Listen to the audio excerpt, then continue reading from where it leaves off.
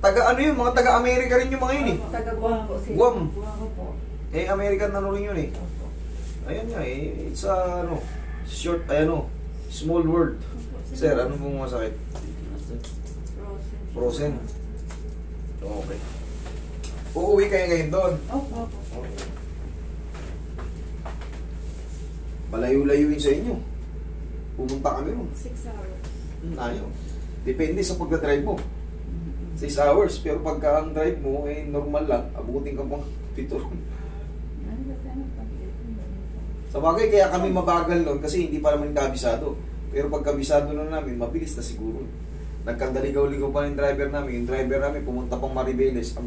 Talagang Ganun din kami, master. Sumobra. Dito.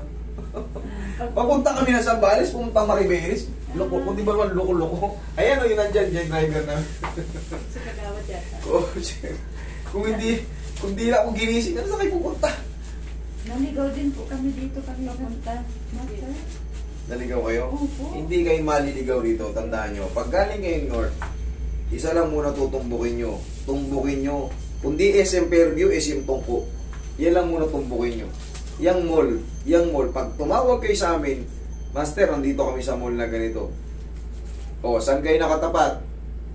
Dito sa tapat ng Jollibee, o, diretso nyo yan. Huwag kayong papunta ron sa Nubaliches. Pag dito naman kayo sa may SM Tungko, saan kayo nakatapat? Pa-north o pa-south? Pa-south kayo. Dito na tumbok nyo. Doon po kasi kami galing sa MOA. MOA. Ba't lumayo kayo? Doon po kami natulog kagabi. Ah, kaya pala. Hindi kayo galing Sambales. Hindi po. Tutumbukin nyo pa rin SM Fairview. Pag MOA kayo. Tama yung napagtanungan namin sa Petro. Ayun. Tama yun. Bakit niligaw nyo sarili nyo? Yung waste. Nililigaw din. Yung waste na yan, wasting time yan. Pag kaya lumampas kayo ng konting ano, wala na. Padaanin kayo sa gubat yan, wala kayong magawa. Kasi yun yung tinuturo niya eh.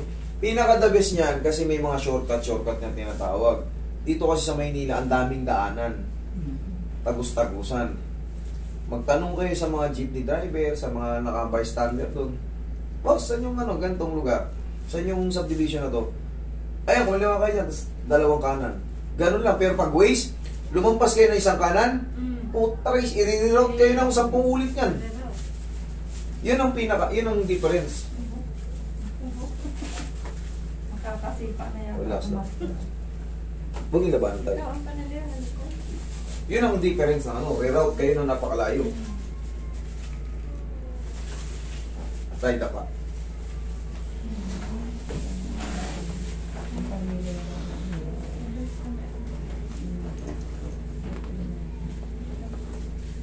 Sa Guam din kayo o US?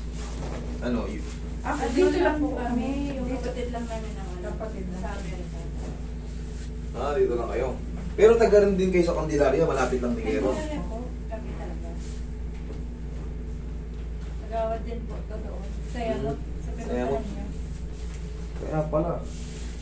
Nagdaling na kami yun eh. Sa mismo mga kamag-anak nyo eh. Opo.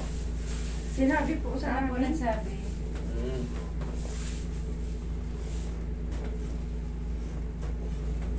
Pababait yung mga kamag-anak yun. Ang dami namin pagkain. Hindi pa ubos yung ano, may dumarating na naman. Ang nag-asikaso sa amin doon si Kuya Angel. Ah, si Angel. Pero yung pasyente po talaga hindi na ano. Putol yung ano eh, hindi kasi sinend yung ano. Hindi kami nagkaintindihan. Kausap niya sa US. Kinausap ko nga ulit yun eh. Hindi nagkaintindihan. Ang sabi kasi, dito tuhod tsaka ano. Hindi pinakita yung ano. Pero nung nakita ko yung x-ray doon, pinaliwanag ko na maigi. Hindi na pwedeng hatain to. Putol talaga. Fracture siya. Ngayon, kahit anong gawin nun, sana nandun pa siya, buhay pa. 20 na kayo, gusto nyo pang habulin yung ano. Hindi na rin kayo makakatayo nun. Kasi, yung duration ng pagpapagaling nyo, taon. Taon ang bibilangin. Tihaya, sir. Yung matanda na yun, Master. Nung araw din yun. Sale. Tsaka yung nireport na sa amin nun, hindi yung sa singit. Sa tuhod. Kaya nung ano, na-assess ko ng maayos, nandun kasi yung x-ray eh. Sabi ko, huwag na po itong galawin kasi galawin ko nga ito, hindi rin ito makakatayo. Yun nga. Ayun, makakakwentuhan yun doon sila. Sabihin nyo, galing kayo rito. Eh, ayun nga, rest in peace kay... Opo kayo. Dito kasi, pag na-assess ko kayo, grabing paliwanag ko sa inyo para lubusan yung maunawaan.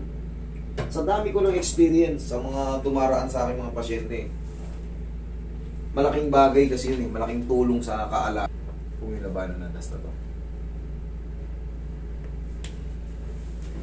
Tapos ang magiging exercise nyo nandito tayo, ganito lang oh.